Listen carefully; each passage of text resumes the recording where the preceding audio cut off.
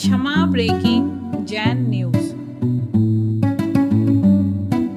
बोलिए देवादिदेव चंद्र प्रभु भगवान की।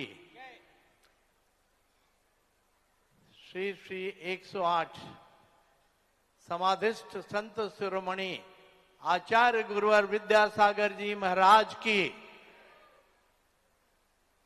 आज हम सबका बहुत सौभाग्य है। निजी रूप से मेरे लिए तो ये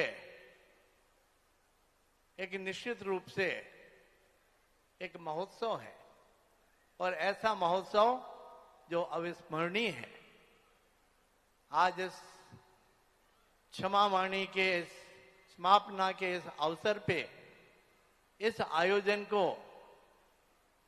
जिनके परम सानिध्य में मुझे और आप सबको उत्सव के रूप में मनाने का सौभाग्य मिला है, ऐसे परम पूजनीय 108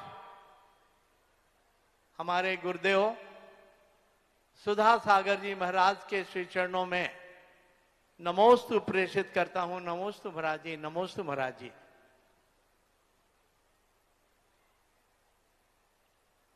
यूं तो पिछले लगभग 15 वर्षों से सागर शहर में एक नई परंपरा का सूत्रवास किया गया था। तत्कालीन समय जबकि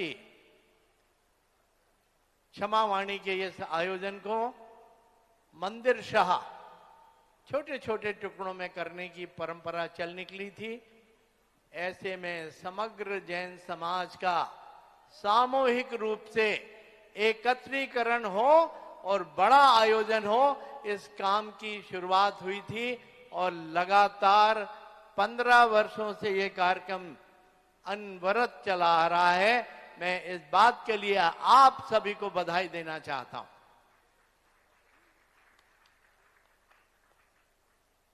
आज मेरे साथ हमारी अर्धांगिनी अनुश्री जी भी इस अवसर पे उपस्थित हैं, तो मैं सपरिवार सबसे पहले आप सभी जो यहाँ पे उपस्थित हैं और जिनकी अनुपस्थिति की उपस्थिति मानते हुए मैं आप सभी से, चूंकि मैं जनप्रतिनिधि हूं और अनेक अपेक्षाओं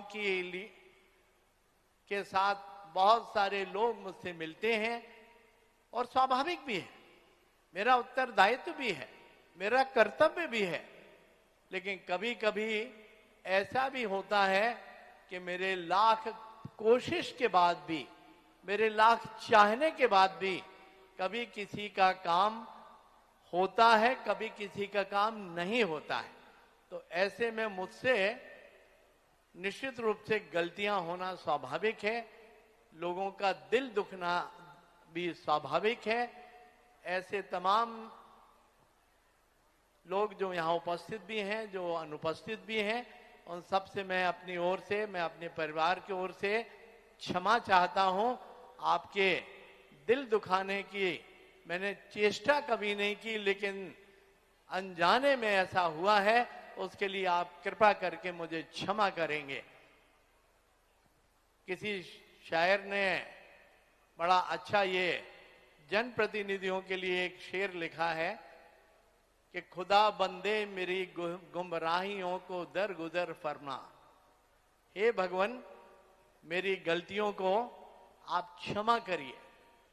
खुदा बंदे, हे खुदा के बंदे, ये भगवान के अंश, आप मेरी गलती को क्षमा करिए कि मैं उस माहौल में रहता हूं जिसका नाम दुनिया है।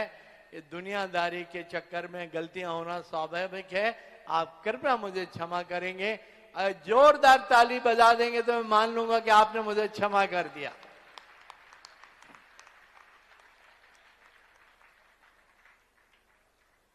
महाराज श्री गुरुदेव के आशीर्वाद के लिए, जैसा कि अभी सुरेंद्र जी और सपन जी बता रहे थे, मैंने जब उनको निवेदन किया, उनको जानकारी दी, तो उन्होंने कहा ये उनका सौभाग्य होगा, और उन्होंने कहा कि मैं गुरुदेव के दर्शन करने, उनका आशीर्वाद प्राप्त करने जरूर आएंगे।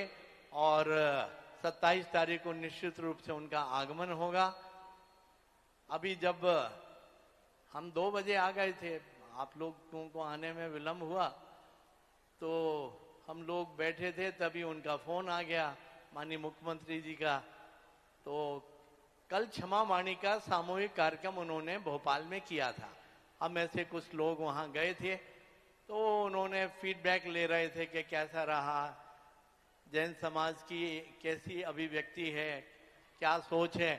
तो मैंने उनको बताया कि अगर ये कार्यक्रम हमेशा चलता रहता तो कल वो उत्साह, वो उमंग शायद उतनी नहीं होती।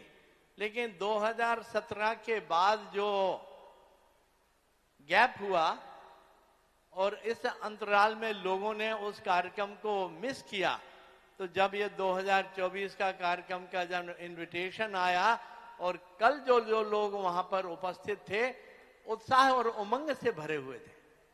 क्षमा वाणी का बहुत सुंदर कार्यक्रम कल वहां भोपाल में मुख्यमंत्री जी के निवास पे हुआ है। और जो उन्होंने घोषणा की है जैन समाज के कल्याण के लिए, जैन समाज के उत्थान के लिए, जैन कल्याण बोर्ड की स्थापना की घोषणा, ये जैन समाज के लिए एक बहुत बड़ी उपलब्धि है, बहुत बड़ी उपलब्धि मानता हूं मैं। आमतौर पे संख्या बल के हिसाब से हमारी संख्या बहुत बड़ी नहीं हो सकती है, नहीं है, लेकिन जैन समाज का प्रभाव मैं समझता हूं कि इनसे ज्यादा, जैन समाज से ज्यादा प्रभावशाली हिंदुस्तान में शायद ही कोई और ऐसा समुदाय और हमारी परंपरा होगी।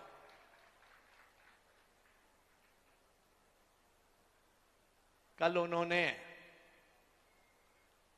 आचार्य गुरुवर विद्यासागर जी महाराज जी का 4 बार उल्लेख किया। किस तरह से वो गुरुदेव से मिलने आए, गुरुदेव का आशीर्वाद लेने आए। कुंडलपुर में भी वो वहां उपस्थित थे, और उसके पूर्व जब वो सागर में आए थे और सागर में आयुर्वेदिक मेडिकल कॉलेज की उन्होंने घोषणा की थी, तब मैंने उनसे निवेदन किया था कि सागर के लोग न केवल जैनी, जैन और जैन अजैन सारे लोगों की इच्छा है कि आयुर्वेदिक मेडिकल कॉलेज का नामकरण आचार्य गुरुवर विद्यासागर जी महाराज के नाम पे रखा जाए। उन्होंने सहर्ष घोषणा की और कल भी उस बात का उन्होंने उल्लेख किया। मेरी इच्छा तो ये थी कि एक गौ अभ्यारण्य सागर में बने और उसका नामकरण भी आचार्य गुरुदेव के नाम पे हो। लेकिन कल चीजों का आधिक्य हो गया था, घोषणाओं का भी आधिक्य हो गया था, तो मैंने कहा एक आध घोषणा यहाँ के लिए रहने दी जाए। अगली बार जब वो सागर आएंगे 27 तारीख को, तब गौ अभ्यारण्य के विषय में हम लोग निश्चित रूप से अपना विषय रखेंगे। और मुझे आशा ही नहीं, पूरा विश्वास है कि ये विषय भी हमारे लाडले मुख्यमंत्री जरूर पूरा करेंगे। जैन समाज के प्रति उनके मन में अगाध श्रद्धा है और वो ये मानते हैं कि जो तपश्चर्या जैन साधुओं की है, वैसी तपश्चर्या उनने कभी देखी नहीं, सुनी नहीं। वो भी उज्जैन में रहते हैं। उज्जैन भी साधु संतों की एक प्राचीन परंपरा का बड़ा स्थल है और वो बहुत पढ़ने लिखने वाले हैं, स्वाध्याय करने वाले हैं। लेकिन ये बात की उनने अभिव्यक्ति की कि जैन साधुओं की जो तपश्चर्या है, जैन साधुओं का जो आचरण है, वैसा इस धरा पे, इस पृथ्वी पे और किसी आमना में उन्होंने देखा नहीं, सुना नहीं। तो मैं सम्माननीय मुख्यमंत्री महोदय का समग्र जैन समाज की ओर से जोरदार ताली बजाइए कि भोपाल तक सुनाई देना चाहिए। श्यामला हिल पे बहुत साधुवाद देता हूं, धन्यवाद देता हूं और उन्हें विश्वास दिलाता हूं इस मंच के माध्यम से कि उन्होंने जैन समाज के कल्याण के लिए जो कार्य किया है वो निरर्थक और निष्फल नहीं जाएगा। जैन समाज तो वो समाज है कि अगर किसी ने एक अंगुली भर के भी अगर कुछ उनको सहायता करी हो तो अनेक मुट्ठी भर भर के उसके बदले में देने का जैन समाज के अंदर मादा भी है और विश्वास भी है। आज के इस गरिमामय कार्यक्रम में चूंकि विलंब हो गया है और मैं आपके और गुरुदेव के बीच में बहुत अधिक अतिक्रमण नहीं करना चाहता, तो मैं अपनी वाणी को यहीं विराम देता हूं।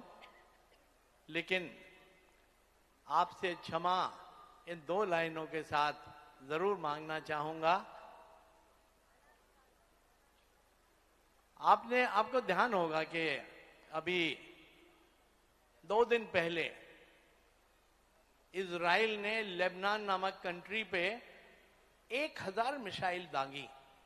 उसका चित्रण में हमने देखा, वीडियो देखा, ऐसा लग रहा था जैसे आकाश में दीपावली हो गई हो, लेकिन जमीन पे हजारों लोगों की जानें चली गई।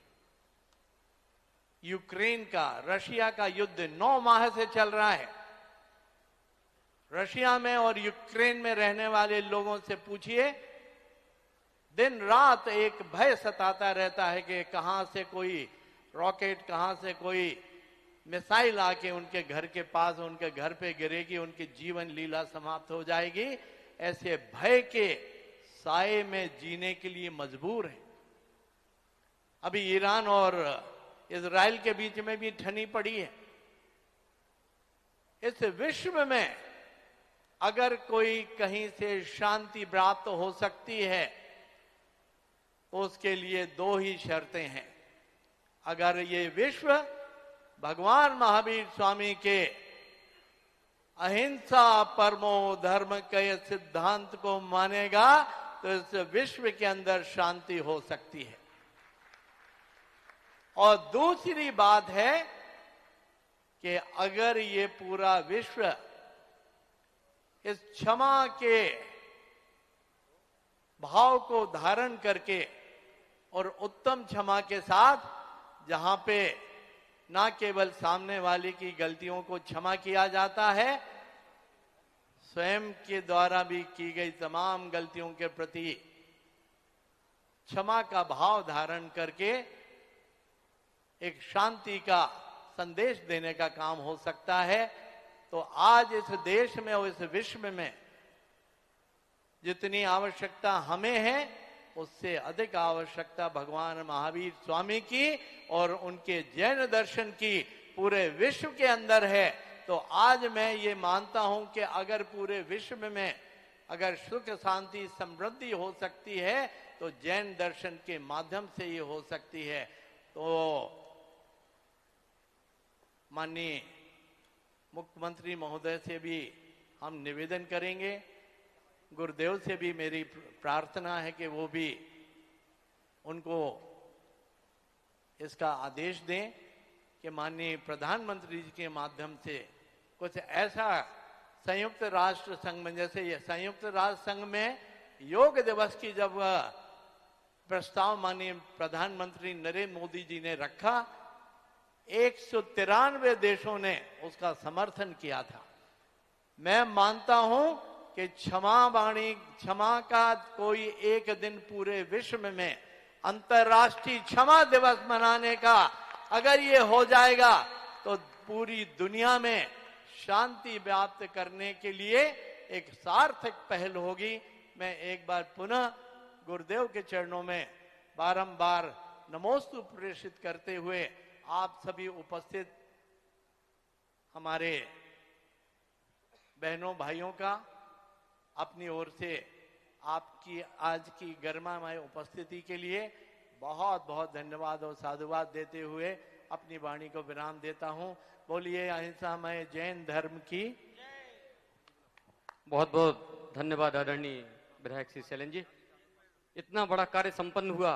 यह कार्य इसलिए संपन्न हुआ कि चूंकि आपका प्रयास था और परम पूज्य मुनि पुंगव श्री सुधा सागर जी महाराज यहाँ पर विराजमान थे, आपका मंगल आशीर्वाद रहा और आपका प्रयास सार्थक हो गया। ऐसे सम्माननीय विधायक जी के सम्मान को, उनको सम्मानित करने के लिए मैं चातुर्मास कमेटी की ओर से आदरणीय श्री सुरेंद्र जी सट्टू कर्रापुर और चातुर्मास पूर्ण कमेटी और आपके साथ साथ भाग्योदय परिवार पूर्ण कमेटी को मैं सादर आमंत्रित करता हूं कि आइए और हम परम हमारे जैन कल्याण बोर्ड के गठन के उपलक्ष्य में हमारे नगर के लाडले विधायक आदरणीय शैलेंद्र जी को सम्मानित करने का आप सभी गौरव अर्जित करें। चातुर्मास पूर्ण कमेटी, भैया मैं नाम सभी के इसलिए नहीं ले रहा कि कमेटी भी बहुत बड़ी है, भाग्योदय कमेटी भी सभी सदस्य सादर आमंत्रित हैं। कृपया शीघ्रता से आइए और गुरुदेव के श्री चरणों में श्रीफल अर्पण करने के लिए हमारे बीच श्री अब्बू जी रोडलाइंस, भाई टोनी जी केसली, सौरभ जी घड़ी आप यहाँ पर उपस्थित हैं। आइए गुरुदेव के श्री चरणों में श्रीफल अर्पण कर आशीर्वाद ग्रहण करें। इसके साथ साथ महिला मंडल में हमारी आदरणीय भाभी जी श्रीमती अनु जी यहाँ पर उपस्थित हैं, आपको सम्मानित करने के लिए। आपके साथ साथ श्रीमती रानी जी बजाज, श्रीमती रश्मि जी, चूंकि आप हमारे जैन समाज से पार्षद हैं, हम चाहते हैं कि मंच के माध्यम से आपको भी सम्मानित करें। महिला मंडल से हमारी महिला पर गाएं और आदरणीय हमारी भाभी जी को और आप सभी को सम्मानित करने का गौरव अर्जित करें। कृपया शीघ्रता से आ जाएं। आप सभी उठिए, अभी आज जो आप सामने बैठी आप सभी सादर आमंत्रित हैं। भैया आप सभी अपनी करतल ध्वनि के माध्यम से हमारे नगर के लाडले विधायक को सम्मानित करें, क्योंकि उन्होंने यह गौरव अर्जित किया कि है उनके प्रयास से यह सार्थक हुआ कि जैन कल्याण बोर्ड का गठन उनकी एक सार्थक पहल के माध्यम से हम सभी को मिला। उनके सम्मान में जोरदार करतल ध्वनि के माध्यम से उन्हें सम्मानित करें। अब बगैर किसी अतिरिक्त भूमिका के